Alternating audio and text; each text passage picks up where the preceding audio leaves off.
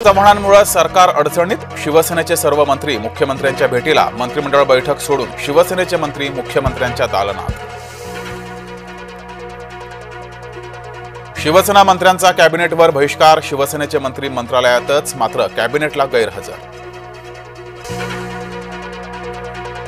मंत्री प्रचारात असल्यानं गैरहजर, महायुतीमध्ये वाद नाही, मंत्री चंद्रशेखर बावनकुळेंचं स्पष्टीकरण।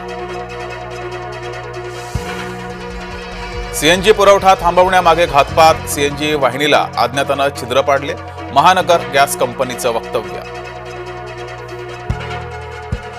महामुंबईमध्ये सीएनजी पुरवठा कोलमडला, सार्वजनिक वाहतूक व्यवस्थेसह रिक्षा टॅक्सी सेवा गडबडली।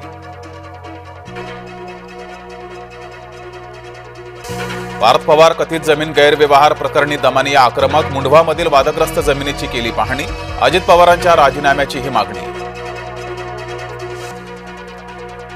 दिल्ली स्फोटाचं काँग्रेसच्या मुसलमान नेत्याकडून समर्थन, काश्मीरातल्या अत्याचाराची प्रतिक्रिया तर येणारच, काँग्रेस नेता हुसेन दलवाईंकडून दिल्ली स्फोटाचं समर्थन।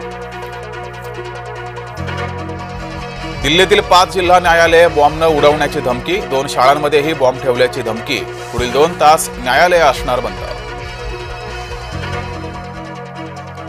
राज्यातील बिबट्यांच्या हल्ल्यासंदर्भात मंत्रालयात बैठक, मुख्यमंत्री फडणवीसांच्या उपस्थितीत बैठकीचं आयोजन, आजच्या बैठकीत काय निर्णय होणार याकडे लक्ष।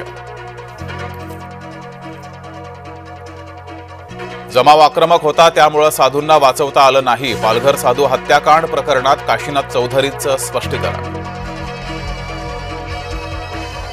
पुण्यातल्या आमेडिया कंपनीचा जमीन व्यवहार अजूनही रद्द नाहीच, पार्थ पवार आणि सहकाऱ्यांना नियमानुसार मुदतवाढ, महसूल मंत्री चंद्रशेखर बावनकुळे यांची घोषणा। अनमोल म्हात्रे यांचा भाजपात प्रवेश, रवींद्र चव्हाण यांच्या उपस्थितीमध्ये पक्षप्रवेश, शिवसेना आणि मनसेचे ज्येष्ठ नगरसेवक भाजपात।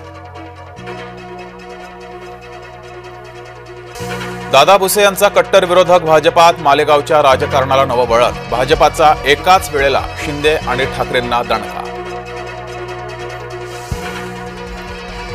स्थानिक निवडणुका रखडणार, आरक्षण घोषित न करताच निवडणुका घेण्याला विरोध, निवडणूक आयोगानं न्यायालयाचा अवमान केल्याची तक्रार। स्थानिक निवडणुकांमध्ये 50% जास्त आरक्षण देऊ नये, अन्यथा निवडणुका स्थगित करणार, सर्वोच्च न्यायालयाचे राज्य सरकारला आदेश।